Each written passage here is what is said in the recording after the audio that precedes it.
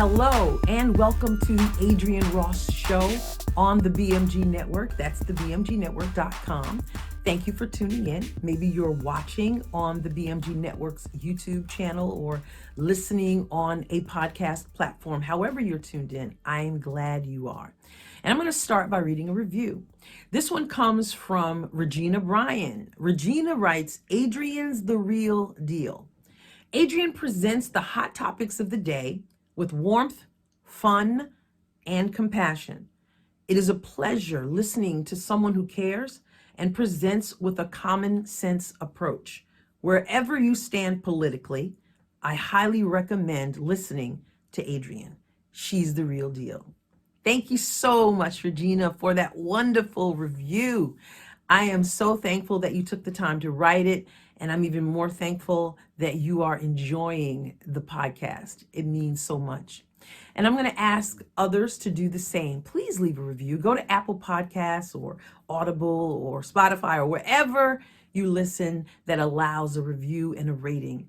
It helps tremendously. You may think it's just a tiny thing. It's not. It is very, very beneficial and so appreciated. So thank you so much, Regina. So let's jump into today's topic, which is a serious one. I'm going to be talking about something that may seem controversial to many people. The topic is abortion. Obviously, it's always been controversial and it's always been a subject of debate, but I'm going to present something that may be even more controversial than people are used to. I am not new to discussing abortion. In fact, I did an episode not that long ago in light of Texas's heartbeat law. And it's just been on the forefront of people's minds, perhaps even more so because of that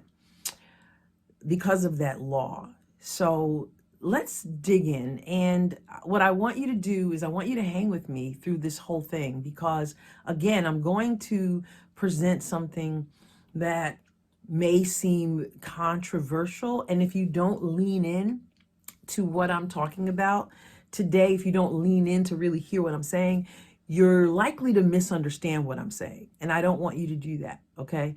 So hang with me and listen carefully to what I'm saying, because it's important.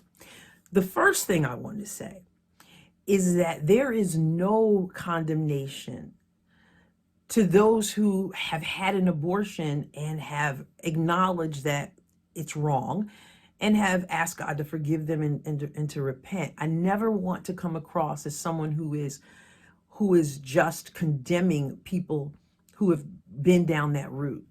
That's not what God is about. He's a God who forgives. He's a God who heals when we acknowledge our need of him.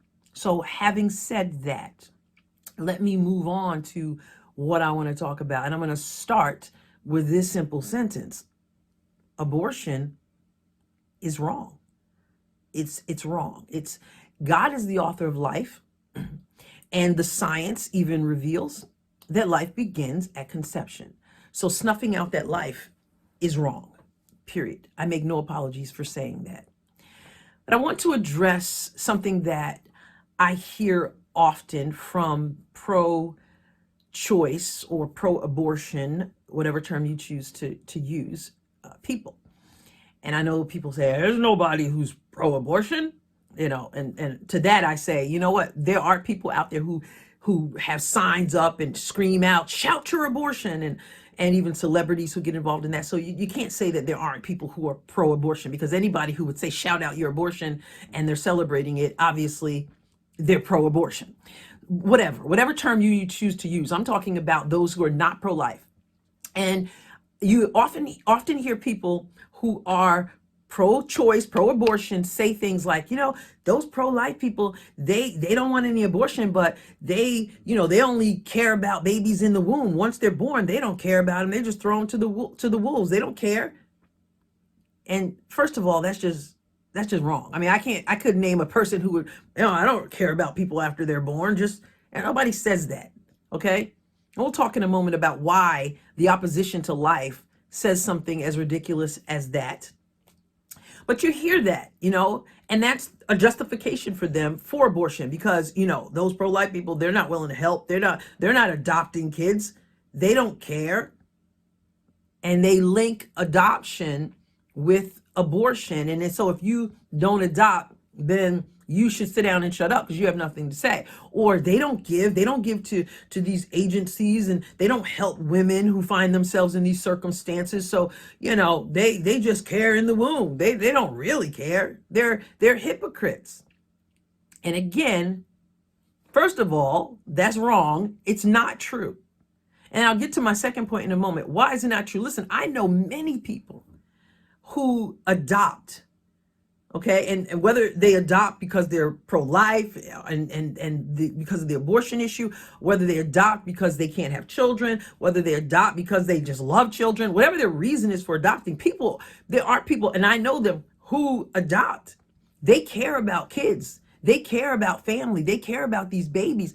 I know people who've adopted more than one child, and they're not just adopting people who look like them, their same race, their same, nationality. They're adopting across the board because they are people who love children. And that's what they have done. So the idea that, people aren't adopting, they're just running their mouths is just a false one. Okay. The idea that people aren't giving. I know people who work in agencies that help women so that they have the resources they need. They hold their hands and walk alongside them during circumstances that perhaps they didn't anticipate. So that argument is also a false one. It's a lie. So now to my point, why the lie? Why? The lie is to cause you to sit down and to shut up. Not only is it to justify their stand on being pro-abortion or pro-choice, it's also to cause others who are pro-life, who are speaking out, to sit down and shut up. Go, well, you haven't adopted anybody, so you need to sit down. Oh, you're not working in some agency, or you didn't give to this agency, you didn't contribute here, so you just need to sit down and shut up, and that you don't really care. And so now you're feeling bad because, oh my, I haven't adopted anybody. Who am I to say that people shouldn't have abortions if I'm not willing to take that child? That whole thing, which is designed, again, to control, to manipulate, and to, alter the issue. And so what is the issue? This is where I say this may get controversial, and that you need to lean in to understand my heart and what I'm saying. Okay? Here's the deal. If no one ever adopted a kid at all, and there were all these babies born who didn't have families to adopt them, abortion is still wrong. Now, thank God, as I said, there are many people who are, but I'm here to say that one issue has absolutely nothing to do with the other. As harsh as that sounds, abortion is wrong, period.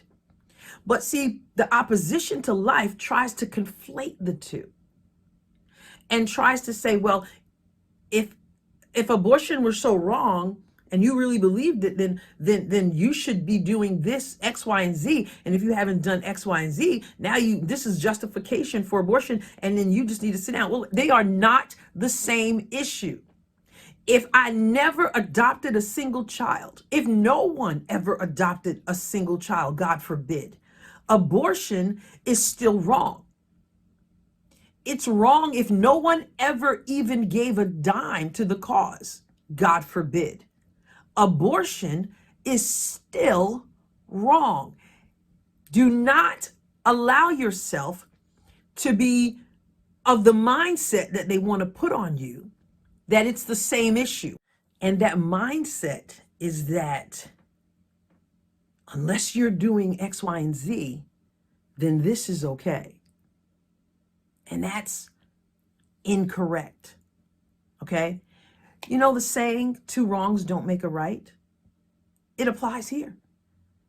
If not adopting were wrong, if that were wrong, and not giving to a certain agency were wrong, that still doesn't make abortion right. Abortion is still wrong.